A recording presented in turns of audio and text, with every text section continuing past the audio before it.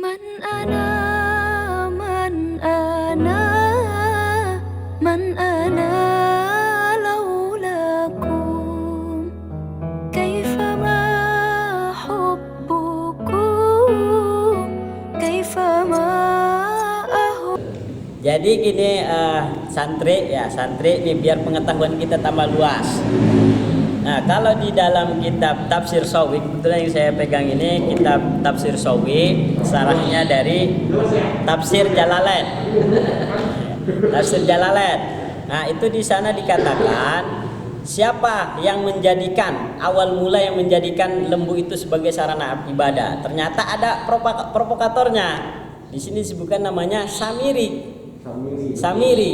Nah, supaya kita lebih diperjelas, Samiri itu siapa? Itu ternyata Samiri ini punya nama yang lebih spesifik lagi. Kayak contoh Firaun. Firaun itu namanya bukan Firaun. Firaun itu gelar kalau kita di sini raja itu raja kefiraunan. Makanya kan kita ada itu sejarah mengatakan yang ditenggelamkan oleh Allah itu kan Firaun. Nah, itu Firaun itu gelar kerajaan. Jadi dikatakan itu Ramses II kalau saya tidak salah baca. Nah, Firaun sendiri pun punya nama. Ini ceritanya mundur lagi nih, biar agak-agak panjang ya. Iya. Jadi Firaun itu namanya berdasarkan syarah dari Tafsir Shawi, wa Fir'auna ismuhu al-Walidu bin Mus'ab bin Roya. Jadi biar kita ini. Jadi kalau baca di buku kan Firaun saja. Ini biar kita lebih luas pemahamannya nih. Santri. Roya bin Suhedi. Iya, selama ini puntennya kan kita kan kalau yang mengenal Firaun itu ada Firaun atau Ramses II gitu. Tapi ternyata ada nama yang lebih ke Arab-Araban gitu. Ke Arab-Araban namanya yaitu tadi Al-Walid bin Mus'ab bin Royan. Itu kan agak-agak gimana gitu ya, agak ini hal baru buat saya. Kalau buat santri udah baca duluan kali ya. Baru nemu berarti. Baru nemu. Kemudian di sini juga tadi disinggung siapa yang menjadikan lembu sebagai Tuhan. Yang memprovokator itu adalah Samiri. Nah, Samiri ini juga ternyata punya nama yang lebih spesifik, namanya wa ismuhu Musa. Ternyata namanya Musa sama. Musa. Nah, cuma nanti ada perbedaannya. Kenapa mungkin wallahualam punten ya kiainya. Kenapa dikatakan Samiri? Mungkin untuk membedakan nama Musa yang meninggalkan 40 hari malam itu. 40 malam itu maksudnya. Kan Nabi Musa. Ente referensinya dari mana? Hah? Ente dari mana? Ini dari yang membedakan 40 hari. ada di sini. Oh, gitu. Iya. Jadi mungkin punten ya mah. Kan kalau kita ngejelasin siapa yang ngejadiin menciptakan lembu itu sebagai sarana ibadah. Musa, misalnya kita nyebutin Musa kan kita bingung kan Nabi Musa kan gitu. Kira-kira gitu. Jadi agak kesulitan. Nah, maka langsung aja kita di sini dikatakan Samiri. Nah, tetapi biar kita lebih mengetahui lagi supaya tidak salah miskomunikasi ataupun gagal paham, ternyata Samiri di sini punya nama lengkap. Nama lengkapnya itu adalah wa ismuhu Musa, namanya Musa juga. Nah, jadi pada masa itu kan ini kan jarak. Samiri kan bapaknya Firaun. Bukan. Samiri itu ya itu baca deh. Baca deh tadi Kak. Iya, ya jadi gini, ini harus ada cerita filmnya, karena kalau bukan agak kesulitan juga. Saya juga ini memahaminya lumayan, ada seminggu mah itu ada itu. Iya, jadi itu gini. Ketika Nabi Musa itu pergi ke gunung Turisin itu untuk mendapatkan hidayah dari Allah atau perintah dari Allah berupa kitab Taurat selama 40 malam itu. Nah, ketika proses 40 malam itu kaumnya Nabi Musa ini ternyata ada yang rese. Yang rese ini ternyata dianalisa lagi, ternyata provokatornya adalah Samiri. Nah, ini terlepas dari kajian tafsir di sini punten nih. Ini mah pengembangannya, tapi saya juga baca juga dari referensi lain. Nah, itu ketika Bani Israel ini kemungkinan kenapa ternyata ada yang provokator gitu ya. Ketika perjalanan dari Mesir melewati Laut Merah, atau ketika Nabi Musa meminta kepada Fir'aun untuk membebaskan para budak, karena kan saat itu Bani Israel itu jadi budak semua selama 400 tahun. Gitu, selama 400 tahun. Nah, ketika permintaan Nabi Musa ini dipenuhi oleh Fir'aun ketika belum melewati Laut Merah, itu yang ikut budak-budak yang dibebaskan oleh Nabi Musa ini bukan saja di dalamnya kaum Bani Israel, tapi juga di dalamnya sudah tercampur baur oleh budak-budak lain yang bukan Bani Israel. Nah, di dalamnya itu yang bukan Bani Israel ini ternyata ada penganut yang dia juga menyembah matahari, yang menyembah hewan tuh di situ. Jadi tercampur baur ini. Nah, kemudian ketika dibebaskan oleh Nabi Musa menyeberangi lautan, itu Nabi Musa belum memerintahkan masalah tauhid kepada umatnya. Intinya mah udah ente ikut aja nyeberangin lautan, kira-kira gitu bahasa kitanya gitu. Nah, begitu melalui itu sudah selamat ya. Nah, disitulah ketika para kaumnya Nabi Musa ini fitih ya di gurun tih ya kalau ininya, atau gurun pasir mirip kayak gitu, tapi bukan gurun pasir karena itu tanahnya retak-retak. Kalau gurun pasir kan emang gurun pasir gitu, tapi ini mah bukan fitih di padang tih. Padang tih itu kayak tanah liat gitu ya, kayak tanah kuburan. Padang tih. Turisina. Iya, Turisina. Di negara mana? Itu di Mesir. Di Mesir, nyebrang. Naiknya itu kan 40 hari itu ke Bukit Turisina. Iya. Turisina itu buat ini, buat turisin. Buat turisin, wahlul baladul amin. Amun eta tih? Itu padang tih. Jadi sebelum ke Turisin. Oh.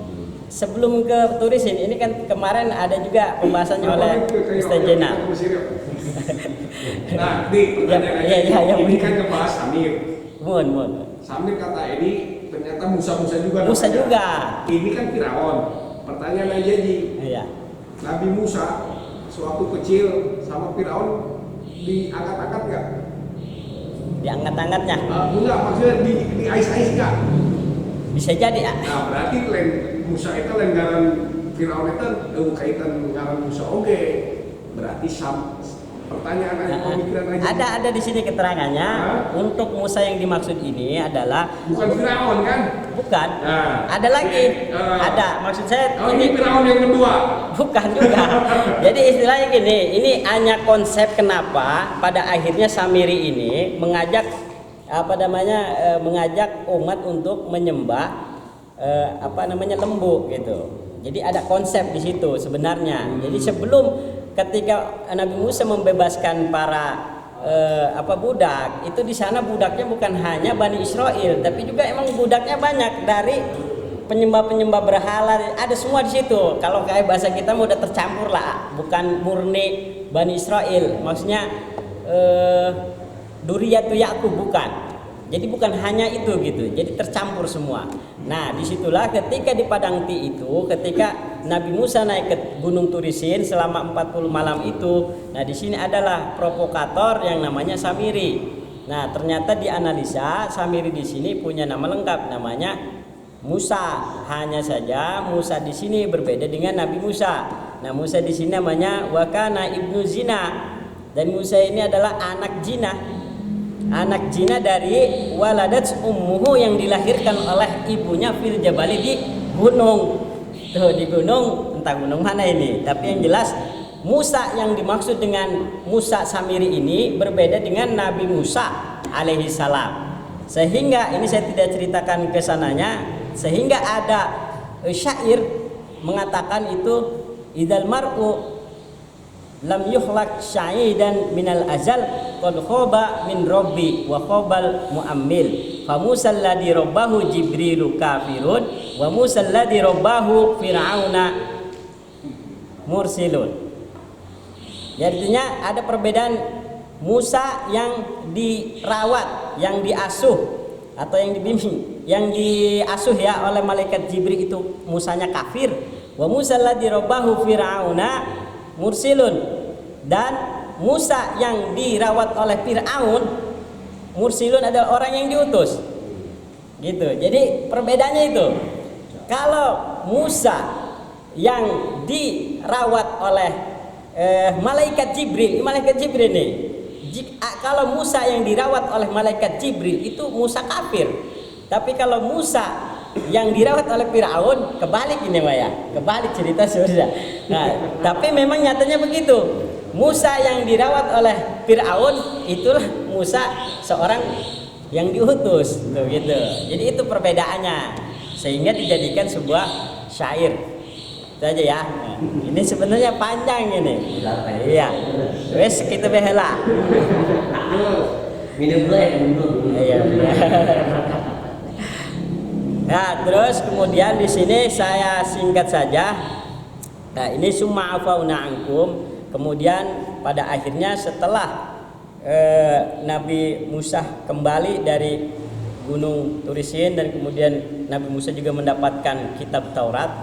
Nah, tujuan kitab Taurat adalah li ta'ammalu biha.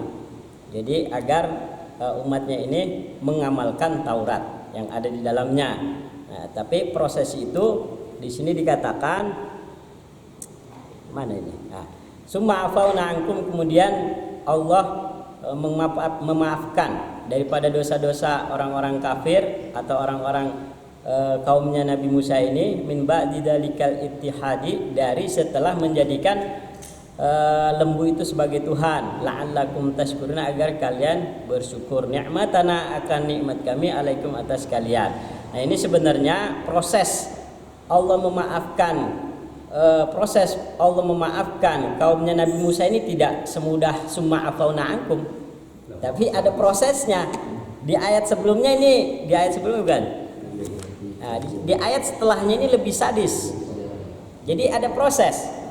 Prosesnya apa itu? Ini singkat ya, langsung ke ini aja, saya udah selesai nih. Faktulu anfusakum, maka bunuhlah oleh kalian diri kalian. Jadi proses summa afauna ankum min ba'di dzalika itu, orang-orang yang ikut dengan Musa alias Samiri ini ya, itu diceritakan itu ada sekitar 70.000 orang yang ikut dengan imannya Musa as-Samiri ini.